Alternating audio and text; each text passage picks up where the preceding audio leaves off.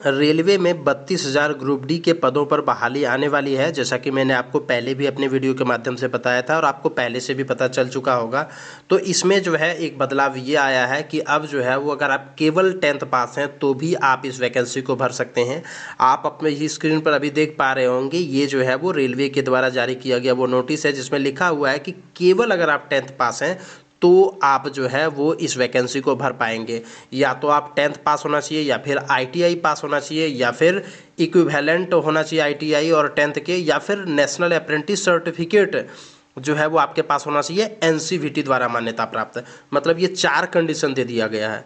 या तो आप 10वीं पास हैं, या फिर आप ITI पास हैं, या फिर इन दोनों के समकक्ष में पास हैं, या फिर NAC सर्टिफिकेट NCVT द्वारा कर दिया गया है, तो भी आप जो है वो इसमें फॉर्म भर पाएंगे। तो अभी जो है वो 32,000 पदों पर, यही वाला मैंने आपको नोटिस दिखाया था, 23 जनवरी से 22 फरवरी के बीच में ऑनलाइन होगा। 32,000 जो है वो पदों पर बहाली आ रही है। 18 से 36 साल उम्र जो है वो लिया जाएगा 1/7/2025 के आधार पर। तो आपके पास एक अच्छा मौका है। 500 रुपये का भुगतान करना होगा जनरल OBC EWS कैंडिडेट को, और PWD फीमेल इन सभी कैंडिडेट को 250 रुपये का भुगतान करना होगा। SC ST को भी 250 रुपये का भुगतान करना होगा।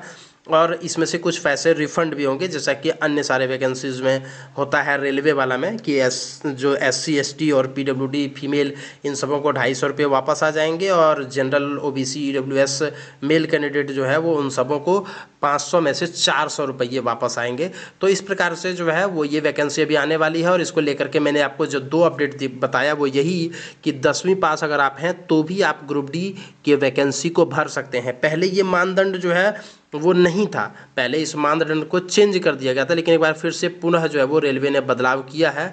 देखिए यहाँ पर लिखा हुआ है कि अब 10वीं पास युवाओं को भी रेलवे में नौकरी का मौका मिलेगा। बिना डिप्लोमा वाले 10वीं पास युवाओं को रेलवे में रोजगार के अवसर देने के लिए रेलवे बोर्ड ने लेवल 1 पदों पर भर्ती के लिए न्यूनतम शैक्षणिक योग्यता मानदंडों में छूट दे दी है। लेवल 1 में पहले ग्रुप डी कहा जाता था, बोर्ड ने हाल ही में इसका नाम लेवल 1 कर दिया है।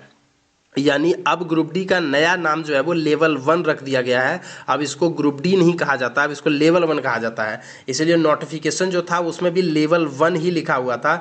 और नए मानदंडों के अनुसार से अब 10वीं पास उम्मीदवार लेवल 1 की परीक्षा के लिए आवेदन कर सकेंगे। लेवल 1 नौकरी